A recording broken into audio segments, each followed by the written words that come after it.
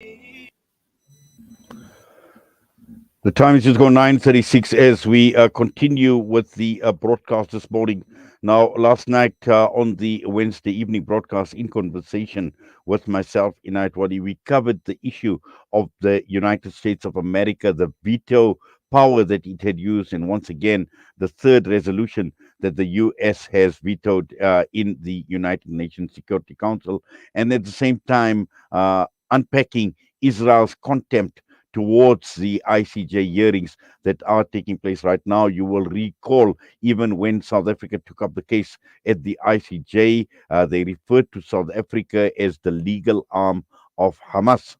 But the US, by vetoing another Security Council resolution, many are saying that instead of accusing South Africa and making these sorts of allegations, the United States, in effect, and Joe Biden is now the defense lawyer for the Zionist state of Israel.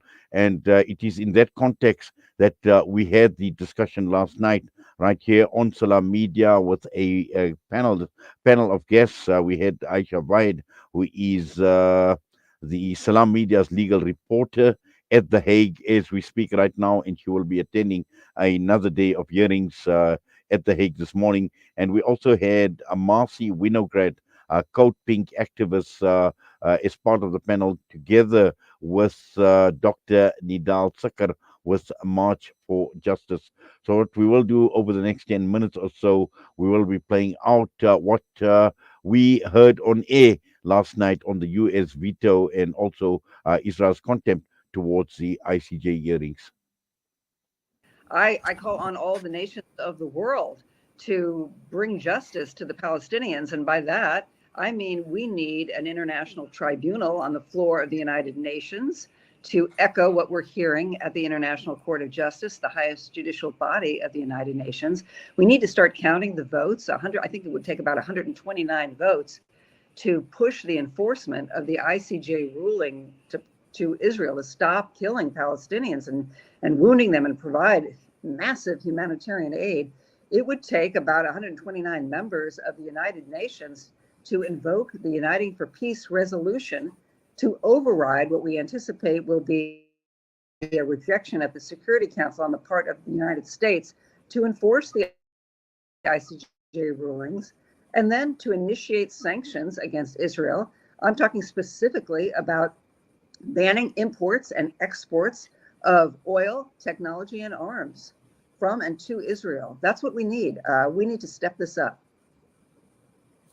Thank you for that, Marcy. And let's bring in Professor Nidal Sakar into the discussion. Now, Prof, you and I, we've had a lot of discussions with regard to the ICJ and looking at the legal action, obviously, that South Africa had brought initially, but also in terms of these hearings that have been taking place. And were we ever hopeful that something would actually come out, firstly with regard to South Africa and the case that they had brought in front of the ICJ, but also in terms of these hearings? Because we've heard a number of countries saying already that the UN Security Council has actually failed once again. We all expected a ceasefire to be called for. That hasn't happened. That has given Netanyahu and his band of genociders the license to continue with impunity.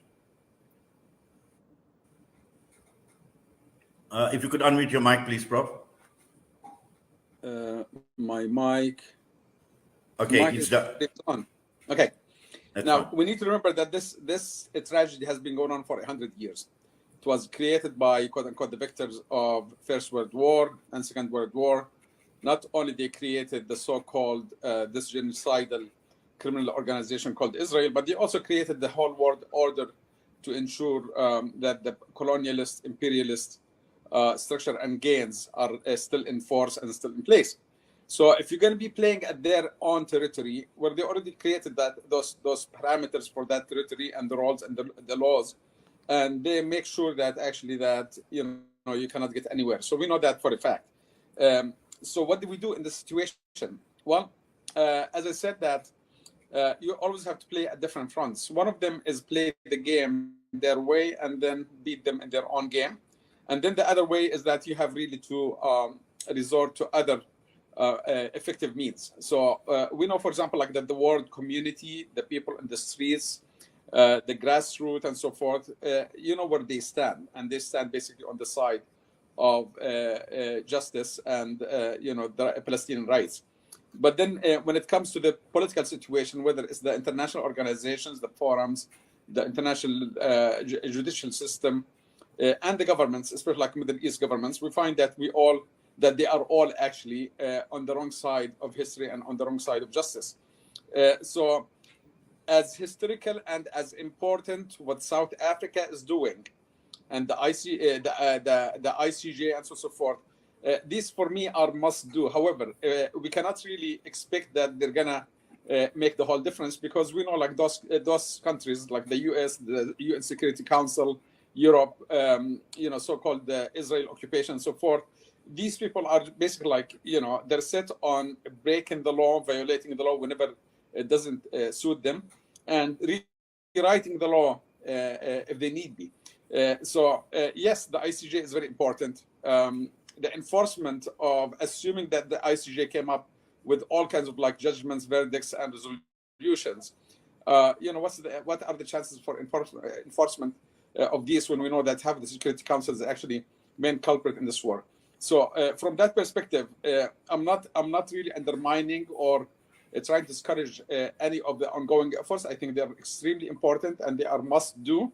However, we need also to make sure that these by no means are going to be sufficient to deal with the crisis, and to make sure that we can impact what's happening on the ground and stop this genocide from continuing. Yes, and Aisha, you've been following developments at The Hague, and just from what you've observed, how powerful and how compelling have these submissions been made, by the various countries? Well, we know the United States of America has made it very, very clear, but just looking at many of the other countries, and also in terms of compelling arguments that were placed at The Hague, from some of the countries, we've seen a lot being said. And just your thoughts in terms of these arguments or these submissions that have been made. I think that if there's still a doubt in anybody's mind that Palestinian people or Palestine is under apartheid occupation, and if there's any doubt in anybody's mind that a genocide is occurring, international law violations are being rained upon the people every day, with the amount of submissions that have been made in the court, if you're choosing to believe that, then you're just choosing not to see the truth. Every single submission has been strongly in favor of the self-determination of the Palestinian people. There have been countless examples. I think about 3 states so far have likened the South African struggle for apartheid, but everybody, including the South African delegation, has made it clear that what the people of Palestine are suffering far outweighs even the apartheid struggle that South Africa suffered. So in terms of legal arguments, all the legal components for apartheid have been satisfied. All the legal components for an occupation have been satisfied. It's even been shown that the UN resolutions have so far failed. The UN itself also asked for this advisory opinion from the court. The only 2 states so far that have not been in favor of or have been sort of on the fence is firstly the US, which talked about mutual peace today, talked about the violent history of the conflict. So even the US, when they made their submissions to the court today, they spoke about a 2-state solution and the withdrawal of forces from an occupied territory, and how that needs to make sure that the security of Israel is first put in place. But they never came out and said that it's not an occupation. They never came out and said that the self-determination of the Palestinian people is not at risk, or the extermination of the Palestinian people is not at risk. Hungary came through. That was the final submission that was not in favor of Palestine, and they basically, their submission didn't even make sense. They spoke about October 7, about Hamas, and about how that's one of the most barbaric acts. This is not even what this advisory opinion to the court is about. And basically, they asked the court not to give an advisory opinion at all. So besides these two, the US and Hungary, every other submission has been in favor of Palestine, and every single legal argument has been satisfied. And they've used articles from the Genocide Convention, they've used humanitarian law, they've used customary law, they've made reference to South Africa and Namibia, they've made reference to the apartheid struggle.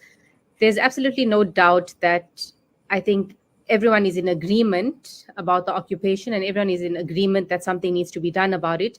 They just differ on the means of going forward, basically.